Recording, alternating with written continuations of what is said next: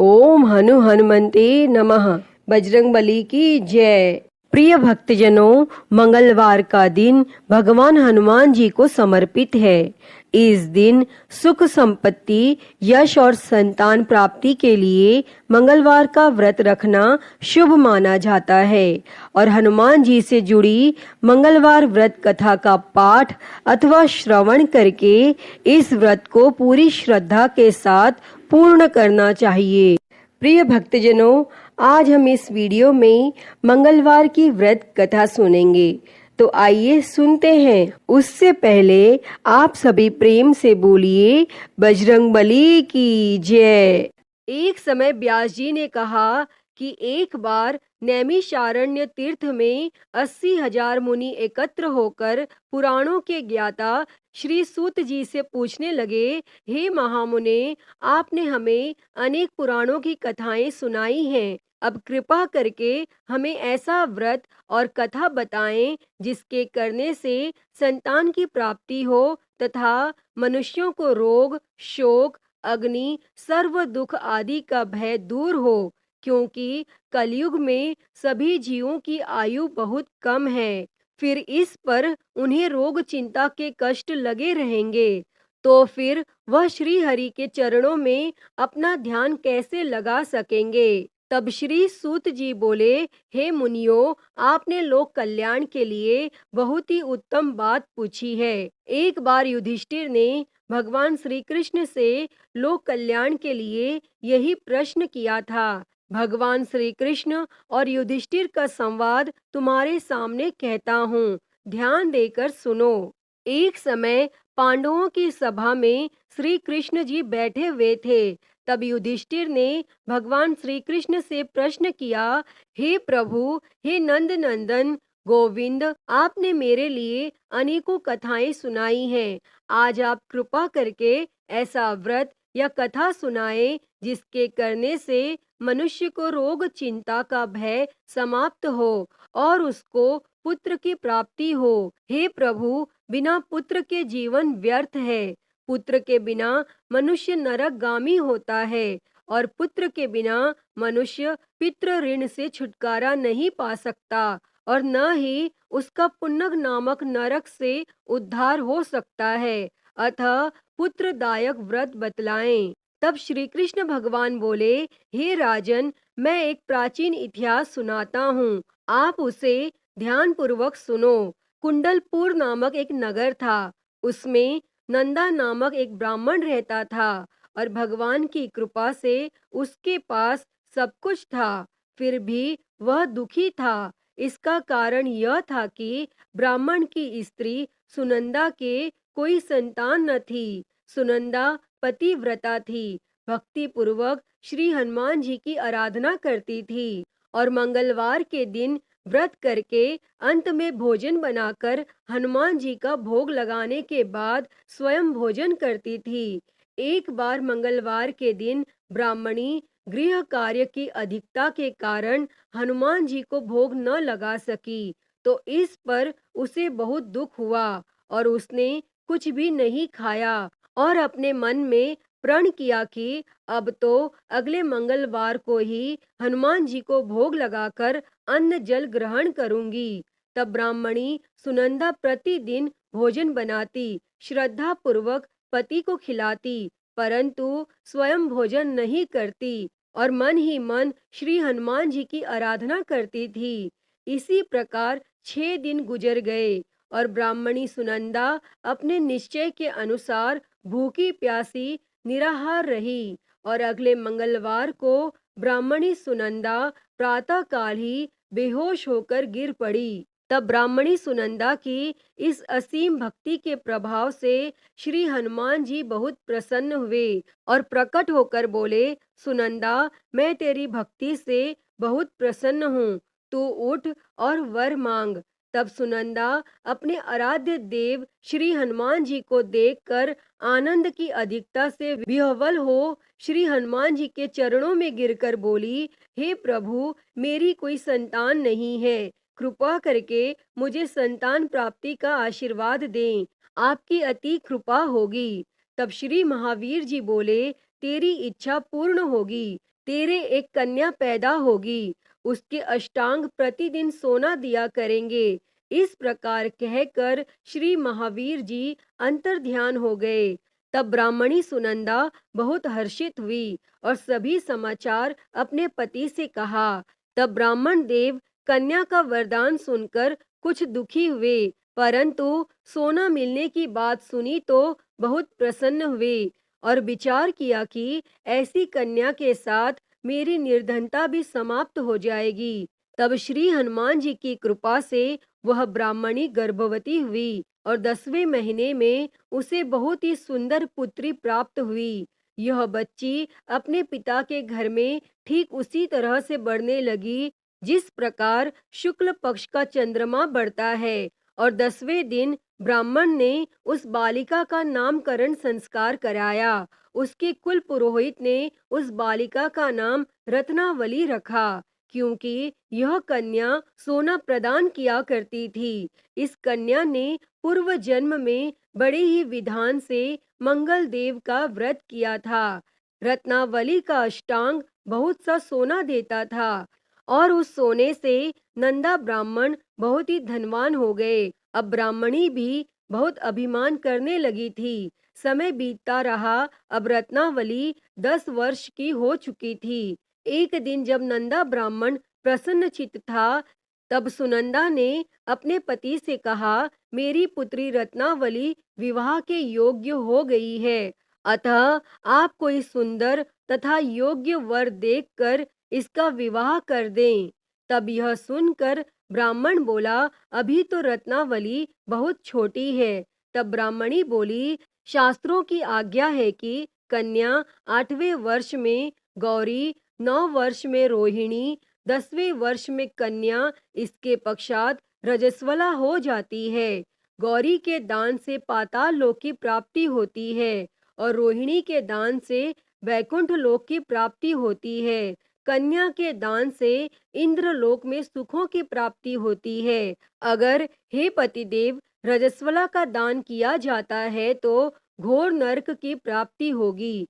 इस पर ब्राह्मण बोला, अभी तो रत्नावली मात्र 10 ही वर्ष की है और मैंने तो 16-16 साल की कन्याओं के विवाह कराए हैं, अभी जल्दी क्या है। तब ब्राह्मणी सुनंदा बोली, आपको तो लोभ अधिक हो गया लगता है। शास्त्रों में कहा गया है कि माता पिता और बड़ा भाई रजस्वला कन्या को देखते हैं तो वह अवश्य ही नरकगामी होते हैं। तब ब्राह्मण बोला, अच्छी बात है, कल मैं अवश्य ही योग्य वर की तलाश में अपना दूत भेजूंगा।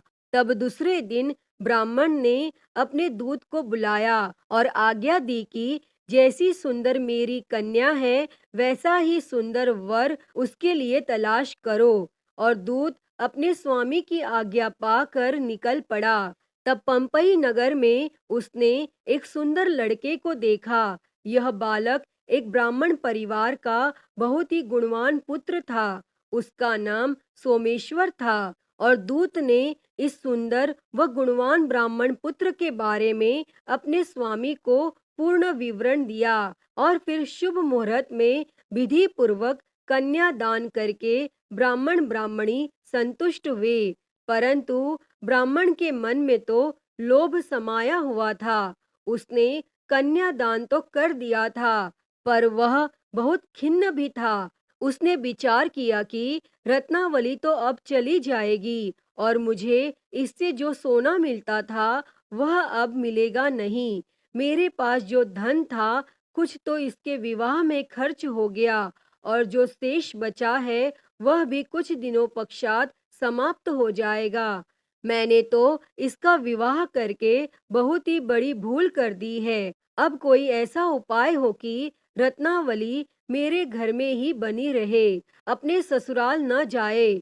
तब लोभ रूपी राक्षस ब्राह्मण के मस्तिष्क पर छाता जा रहा था। रात भर अपनी शैया पर बेचैनी से करवटें बदलते बदलते उसने एक बहुत ही क्रूर निर्णय लिया। उसने विचार किया कि जब रत्नावली को लेकर उसका पति सोमेश्वर अपने घर के लिए जाएगा तो वह मार्ग में छिपकर सोमेश्वर का वध कर देगा और अपनी लड़की को अपने घर ले आएगा, जिससे नियमित रूप से उसे सोना भी मिलता रहेगा और समाज का कोई मनुष्य उसे दोष भी नहीं दे सकेगा।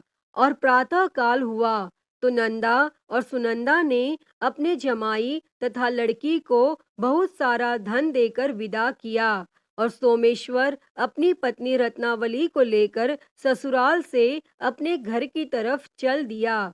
और ब्राह्मण नंदा महालोभ के वशीभूत हो अपनी मति खो चुका था और पाप पुण्य का उसे विचार न रहा। अपने भयानक व क्रूर निर्णय को कार्य रूप देने के लिए उसने अपने दूत को मार्ग में अपने जमाई का वध करने के लिए भेज दिया था, ताकि रत्नावली से प्राप्त होने वाला सोना उसे हमेशा मिलता रहे और वो कभी निर्धन न हो।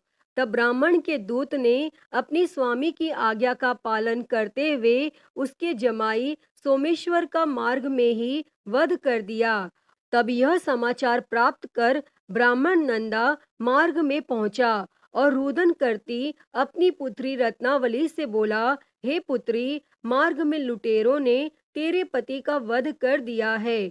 भगवान की इच्छा के आगे किसी का कोई वश नहीं चलता है। अब तू घर चल, वहां पर ही रहकर शेष जीवन व्यतीत करना। जो भाग्य में लिखा है वही होगा। और अपने पति की अकाल मृत्यु से रत्नावली बहुत दुखी हुई। करुण क्रंदन व रुदन करते हुए अपने पिता से बोली, हे पिताजी, इस संसार में जिस स्त्री का पति नहीं है उसका जीना व्यर्थ है। मैं अपने पति के साथ ही अपने शरीर को जला दूंगी और सती होकर अपने इस जन्म को, माता पिता के नाम को तथा सास ससुर के यश को सार्थक करूंगी। तब ब्राह्मण नंदा अपनी पुत्री रत्नावली के वचनों को सुनकर बहुत दुखी हुआ। विचार करने लगा, मैंने व्यर्थ ही जमाई वध का पाप अपने सिर लिया। रत्नावली तो उसके पीछे अपने प्राण तक देने को तैयार है और मेरा तो दोनों तरफ से मरण हो गया। धन तो अब मिलेगा नहीं, जमाई वध के पाप के फलस्वरूप यम यातना भी भुगतनी पड़ेगी। और यह सोचकर वह बहुत खिन्न हुआ। तब सोमेश्वर की चिता बनाई गई। रत्नावली सती होने की इच्छा से अपने पति का सिर अपने गोद में रखकर चिता में बैठ गई। जैसे ही सोमेश्वर की चिता को अग्नि लगाई गई, वैसे ही प्रसन्न हो मंगल देव वहां प्रकट हुए और बोले, हे रत्नावली, मैं तेरी पति भक्ति से बहुत प्रसन्न हूँ, तू वर मांग। तब रत्नावली ने अपने पति का जीवन दान मांगा। तब मंगल देव बोले, रत्नावली, तेरा पति अजर अमर है, यह महाविद्वान भी होगा और इसके अतिरिक्त तेरी जो इच्छा हो वर मांग। तब रत्नावली बोली, हे ग्रहों के स्वामी, यदि आप मुझ पर प्रसन्न हैं तो मुझे यह वरदान दीजिए कि जो भी मनुष्य मंगलवार के दिन प्रातः काल लाल पुष्प लाल चंदन से पूजा करके आपका स्मरण करे, उसको रोग व्याधि न हो, स्वजनों का कभी वियोग न हो, सर्प अग्नि तथा शत्रुओं का भय न रहे। जो स्त्री मंगलवार का व्रत करे वह कभी विधवा न हो। और मंगल देव तथास्तु कहकर अंतर ध्यान हो गए। सोमेश्वर मंगल देव की कृपा से जीवित हो उठा। रत्नावली अपने पति को पुनः प्राप्त कर बहुत प्रसन्न हुई और मंगल देव का व्रत प्रत्येक मंगलवार को करके व्रत राज और मंगल देव की कृपा से इस लोक में सुख ऐश्वर्य को भोगते हुए अंत में अपने पति के साथ स्वर्ग लोक को गई। अतः हे मंगल देव, जैसी कृपा आपने रत्नावली और उसके पति सोमेश्वर पर की, वैसी ही कृपा इस कथा को कहते सुनते और हुंकारा भरते सभी पर सदैव करना।